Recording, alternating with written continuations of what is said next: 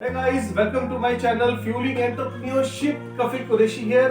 पिछली बार हमने stock market के ऊपर 2 वीडियोस बनाई हैं, बहुत सारा प्यार दिया आपने, thank you so much.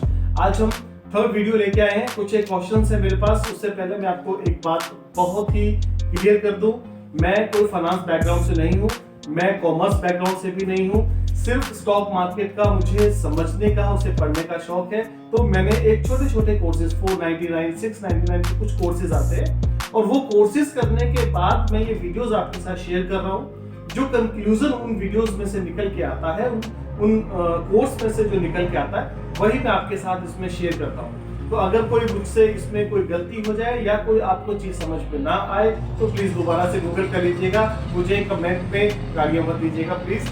Thank you so much. मेरे पास कुछ क्वेश्चन है। पिछली बार हमने पढ़ा था स्टॉक मार्केट क्या होती है और स्टॉक मार्केट काम कैसे करती है। उसके बाद मैंने कुछ स्टॉक मार्केट के दिग्गजों के बारे में आपको बताया था और थर्ड मैंने बताया था आपको एक ऐसे दिग्गज के बारे में, एक ऐसे इन्वेस्टर के बारे में जिसकी हमने लास्ट वीडियो आपके साथ शेयर की है। उनकी हमने थोड़ी सी क्लिप्स आपके साथ शेयर की है कि वो जल्दी शेयर की है कि वो कैसे कैसे काम किया करते थे, राइट। तो आज हम बात करेंगे स्टॉक मार्केट के कुछ क्वेश्चंस मेरे पास हैं, उन क्वेश्चंस को ही लेके बात करेंगे। जिसमें सबसे पहले बात आती है स्टॉक मार्केट के बारे में। आप समझते हैं कि स्टॉक मार्केट एक ऐसी जगह है जहां पे हम शेयर्स परचेज करते हैं और सेल करते हैं। तो परचेजिंग और सेल करने का जो एरिया है स्टॉक मार्केट, हम उसे कहते हैं।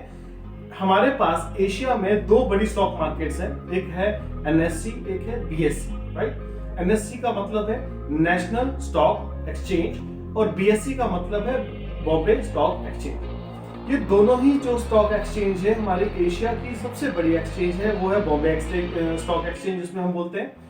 बॉम्बे स्टॉक एक्सचेंज का 1872 में एस्टेब्लिश हुआ था बॉम्बे में, और उसमें उस समय से लोगों को अपने शेयर्स होल्ड करना, परचेज करना और सेल करने का काम शुरू हुआ था। इसके साथ साथ ट्रेडिंग का काम भी बॉम्बे स्टॉक एक्सचेंज में होता है, जो कि बहुत ही मेन काम होता है, जिसमें आपने देखा होगा कि लोग सेंसेक्स को देखते रहते हैं, निफ्टी को देखते रहते हैं, और यस, निफ्टी और सेंसेक्स के बारे में भी आपको बताएंगे कि क्या होता है ये। तो उनको देख के ट्रेडिंग की जाती है वहां पे, उसको हम लोग बोलते हैं स्टॉक एक्सचेंज, राइट। तो आज हम आपसे बात करेंगे बॉम्बे स्टॉक नेशनल स्टॉक के बारे में कि यहाँ पे जो कंपनीज अपने आप को एनरोल करती है, जो अपने स्टॉक्स यहाँ पर सेल करती हैं या बाय करती हैं, उनको क्या बेनिफिट्स होते हैं, और निफ्टी 50 और सेंसेक्स क्या होता है और कैसे काम करता है, राइट। चलिए आज हम आपको इस बारे में बताते हैं। निफ्टी 50 क्या होता है। निफ्टी 50 आपने कई बार सुना होगा, आप न्यूज़पेपर्स न्यूज आप देखते होंगे, आपने ESPN न्यूज एक ऐसी है जो स्टॉक मार्केट के बारे में खास तौर पे जिसमें बताया जाता है, तो उसमें बताते हैं निफ्टी 50। निफ्टी 50 क्या होता है, 50 कंपनीज का एक बैच होता है ये। 50 कंपनीज, टॉप मोस्ट कंपनीज 50, जिनका मार्केट शेयर बहुत अच्छा चल रहा होता है, वो लोग कोलैबोरेट होके एक ऐसी जगह से अपना इक्विटी बनाते हैं, और इक्विटी बना के जब वो इनके साथ कनेक्ट होती है उसे कहते हैं Nifty 50, right. Understand my thing कि निफ्टी 50 क्या होती है, जब 50 कंपनीज मिलके अपने एक स्टॉक का इक्विटी बनाती है, राइट। उसके बाद आता है नेक्स्ट, हम बात करते हैं सेंसेक्स का। तो सेंसेक्स क्या होता है। सेंसेक्स जिस तरह निफ्टी 50 कंपनीज का एक ग्रुप होता है, सेंसेक्स में 30 कंपनीज आपस में मिलकर एक ग्रुप तैयार करती है, उसे कहते हैं सेंसेक्स। तो आपको इसमें कोई मुझे नहीं लगता कि इसमें कोई बहुत बड़ा आपको गेम समझ में आएगा।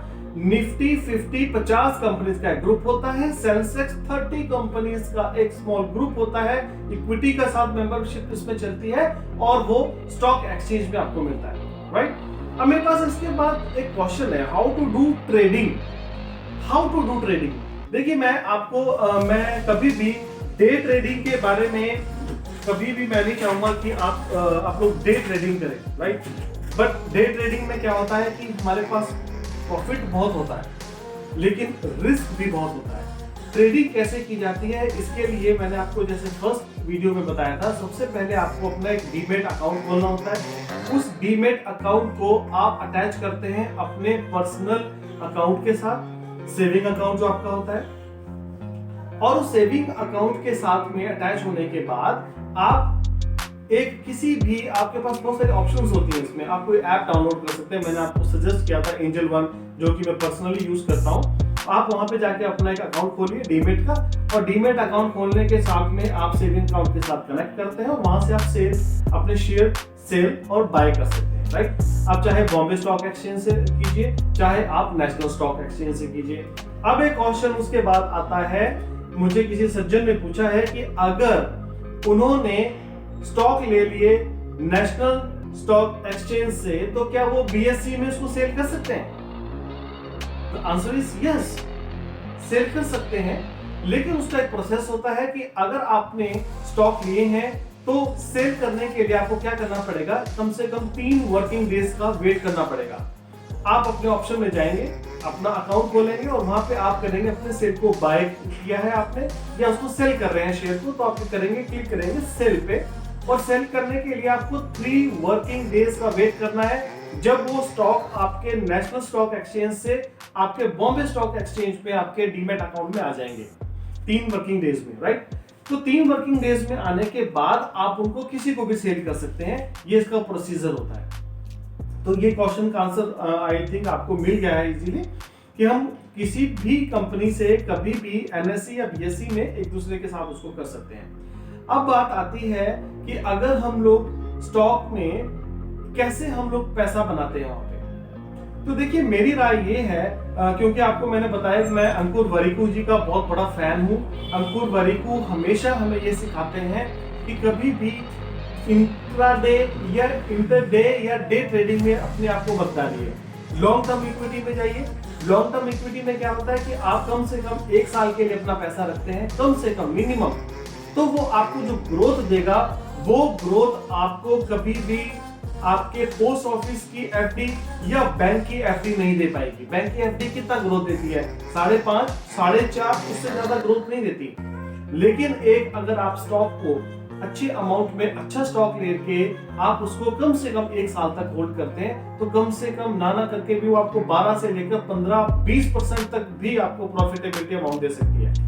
लेकिन जरूरी नहीं है, रिस्की फैक्टर है, आपको हमेशा पता है कि रिस्क रहता है, रिस्क फैक्टर है। लेकिन इतना देखा गया है कि हमेशा आप जितना लंबा अपने स्टॉक को रखेंगे, उतना ही ज्यादा आपको उसमें परसेंटेज ऑफ अमाउंट प्रॉफिट का मिलेगा। दूसरी बात मैं आपको ये सजेस्ट करना चाहता हूं कि जब भी आप अपने लिए पर्सनल फाइनेंस की बात करते हैं, पर्सनल इन्वेस्टमेंट की बात करते हैं, तो उन स्टॉक्स को समझना और सीखना जरूरी होगा आपके लिए।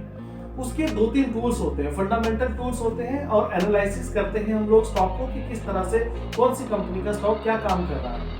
तो वहां पे आपको ये देखना जरूरी है कि कंपनी का जो बैकग्राउंड है, पिछले 6 महीने से या 1 साल से वो कंपनी किस तरह से परफॉर्म कर रही है, अपने आप को कहां लेके गई है, उस कंपनी का बैकग्राउंड क्या है और उसकी विजन क्या है कंपनी का, मैनेजमेंट कैसी है कंपनी की, वो क्या काम कर रही है, उनके नए रिसोर्सेज क्या हैं, उनके नई इनोवेशंस क्या हैं, इन सब बातों को आपको ध्यान से देखना पड़ेगा। उसके बाद आपको अपना राइट शेयर चूज करना है। बहुत अच्छे अच्छे शेयर्स हैं मार्केट में, थोड़ा थोड़ा पैसा इन्वेस्ट कीजिए। हर रोज अपनी सैलरी, हर महीने अपनी सैलरी में से 2000, 1000, 5000 जितनी भी आपकी कैपेसिटी है, आप अपने लिए उसको इन्वेस्टमेंट कीजिए। फ्यूचर इन्वेस्टमेंट बहुत जरूरी है। अगर आप अर्ली 20s में है, आप अर्ली 30s में है, आपको बहुत जरूरी है आप हर महीना अपनी पॉकेट मनी में से सेव कर सकते हैं, आप अपनी सैलरी में से कुछ पैसा सेव कर सकते हैं, और वो 500, 1000, 2000 बढ़ता बढ़ता बढ़ता बढ़ता 5 साल 10 साल में एक बहुत अच्छा अमाउंट आपके पास आपके लिए इकट्ठा हो सकता है। पैसा सेव करना बहुत जरूरी है। हमारा मकसद है आपको समझाना, आपके साथ हम लोग भी यही सब सीखते हैं। आपको सिखाने के लिए मैं पहले कुछ सीखता हूँ, ये मेरे लिए एक बहुत बड़ी एडवांटेज है। मैं मिस्टर अंकुर वारिकू जी का तहे दिल से शुक्रिया करता हूँ। उन्होंने इतनी अच्छी अच्छी वीडियोस बनाई हैं फाइनेंस पे, जो हमें इतना सपोर्ट करते हैं। आप सबके लिए एक वीडियो और लेके आऊँगा। उम्मीद करूँगा कि जो आपने अभी सुना है, जो आपने समझा है, उसको 1-2 बार और समझ लीजिएगा, क्योंकि शायद एक बार में स्टॉक मार्केट या एक्सचेंज के बारे में समझ में नहीं आता। मेरे चैनल फ्यूलिंग एंटरप्रेन्योरशिप पे बने रहने के लिए, हमें इतना प्यार देने के लिए आप सबका बहुत बहुत धन्यवाद।